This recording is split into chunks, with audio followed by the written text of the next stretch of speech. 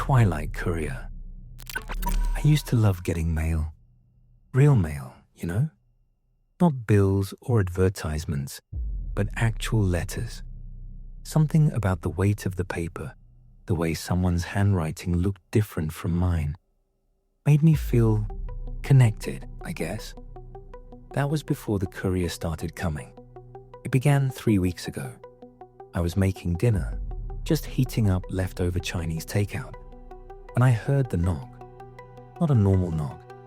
3 soft taps, then a pause, then 3 more, like a code. I opened the door expecting Amazon or FedEx, but there was just this guy, middle-aged, average height, wearing a grey uniform I didn't recognize. No logo, no company name. He had this leather satchel slung across his shoulder and was holding an envelope. Delivery for... He looked at the envelope. For you. I took it. The paper felt old, expensive, heavy stock, the kind they don't really make anymore. My name was written on the front in elegant cursive, but I didn't recognize the handwriting. Who's it from? I asked. But when I looked up, he was already walking away. Just walking down the sidewalk, like he had all the time in the world. I watched him until he turned the corner, then went back inside. The envelope wasn't sealed. The flap was just tucked in, like someone wanted it to be easy to open. Inside was a single sheet of the same heavy paper, with just a few lines written in that same careful script. Tomorrow at midnight, you'll hear your mother calling your name. Do not answer. That was it. No signature, no explanation. Just that. I should mention, my mother died when I was 12. Car accident. So obviously, this was someone's idea of a sick joke. Had to be. Maybe one of my co-workers, or that weird neighbor who always stares when I'm getting my mail. I crumpled up the letter and threw it away. But that night, I couldn't sleep. Every little sound made me jump. The house settling, the refrigerator humming, a car passing outside. Normal sounds that suddenly felt all wrong somehow, like they were trying to hide something else. Around 11:30, I gave up trying to sleep and went to the kitchen for water. That's when I noticed the letter. I'd thrown it in the trash, but now it was sitting on my counter, smooth and flat like it had never been crumpled at all. I stared at it for a long time. The handwriting looked so familiar now, though I couldn't place where I'd seen it before. The paper had this faint smell, like lavender and something else, something sweet but old. Midnight came. I was sitting at my kitchen table, just staring at the letter, when I heard it. Soft at first, like it was coming from outside, then closer. Honey, honey, are you awake? My mother's voice, exactly like I remembered it. That little crack she got in her throat when she was tired, the way she'd draw out the word honey like she was singing. It was coming from upstairs. I sat there frozen, my heart hammering so hard I could feel it in my throat. The voice came again, clearer now. Honey, I need you to come upstairs. Please? She sounded worried, like something was wrong and she needed my help. The same tone she used when I was little and had nightmares, when she'd call me to her room so I could sleep in the big bed where the monsters couldn't find me. My legs were moving before I realized it, standing up, walking toward the stairs. The letter had said not to answer, but it didn't say anything about going to her. She sounded so real, so much like she used to. Maybe this was a gift somehow. Maybe I was getting a chance to see her again. I reached the bottom of the stairs. That's it, honey. Come on up. But something in her voice had changed. Still my mother, but different. Eager in a way that made my skin crawl. like she was hungry. I stopped walking. That's when I noticed the smell was stronger up here. That same lavender scent from the letter, but underneath it was something else, something rotten and sweet, like flowers left too long in a vase. "Honey, why did you stop?" The voice was coming from my bedroom now. I could see the door at the top of the stairs, slightly open, with darkness beyond it. Nothing moved in that darkness, but I had the distinct feeling something was waiting. "I'm here, honey. I've been waiting for you." I backed away from the stairs. Whatever was up there, it wasn't my mother. My mother wouldn't have sounded so wrong, so hungry. I spent the rest of the night on the couch downstairs, with all the lights on. The next morning, I told myself it was just stress. Too much caffeine, not enough sleep. The mind plays tricks when you're exhausted. But when I went upstairs to get dressed, my bedroom smelled like lavender and rot.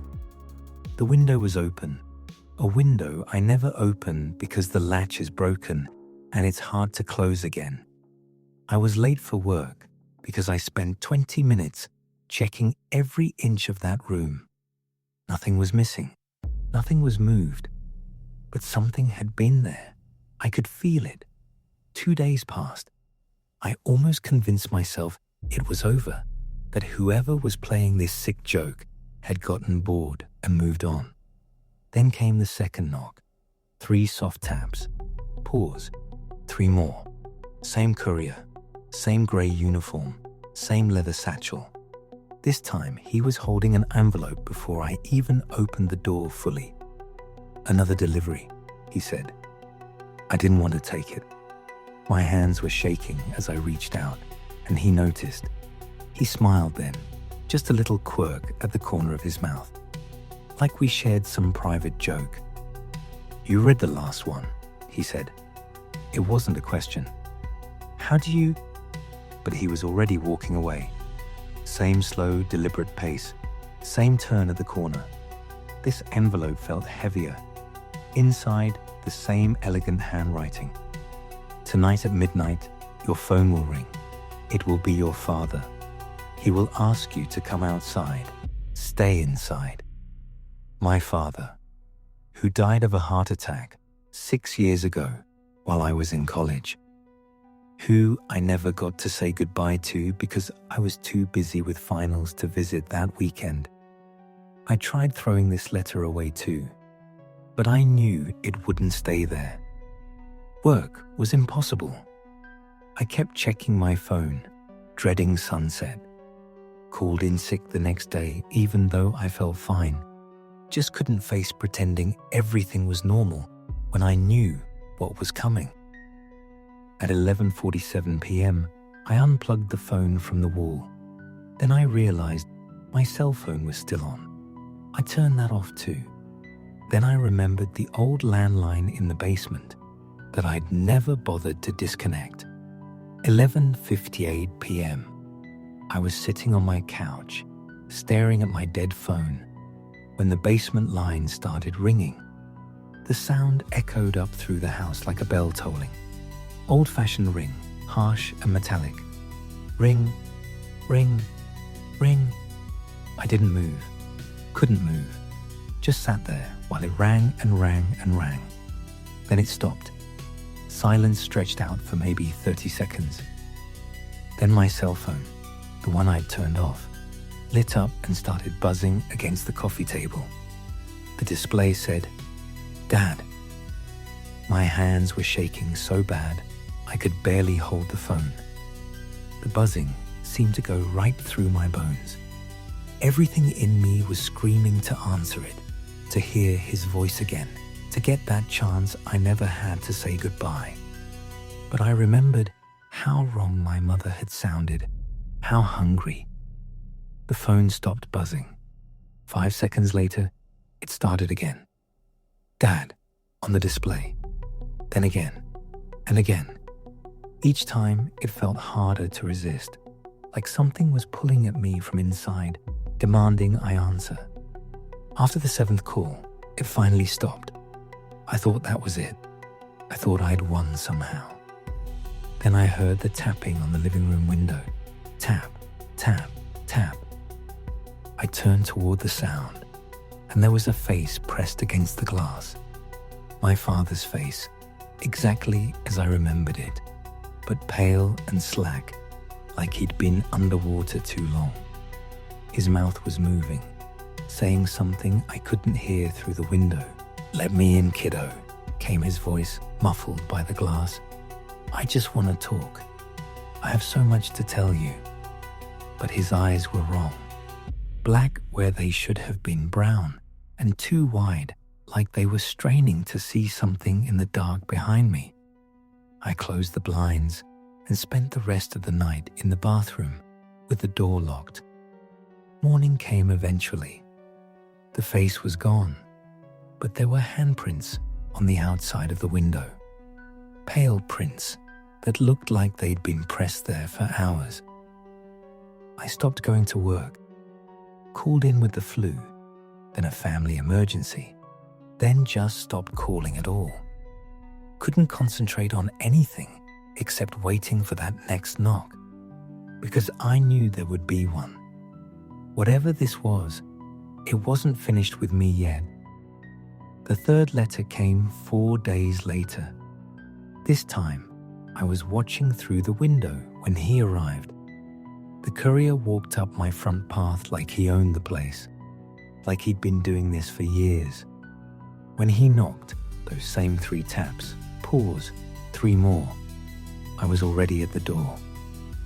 "I don't want it," I said through the wood. "But you need it," he replied. His voice was calm, patient. "You've been doing so well, following the instructions. What do you want from me?" Silence for a long moment. Then, "To deliver the mail. That's all I've ever wanted." When I opened the door, he was holding an envelope that looked different from the others. Older somehow, like it had been carried in that leather satchel for decades. The paper was yellowed at the edges, and there were stains on it that might have been tears. "Last delivery," he said, and his smile was sad now, almost apologetic. I took the envelope. It felt warm, like it had been sitting in sunlight. The courier tipped his hat. When had he put on a hat? And walked away. But this time, when he reached the corner, he didn't turn. He just kept walking straight. And somehow the street seemed to stretch out ahead of him, longer and longer, until he disappeared into a distance that shouldn't have existed.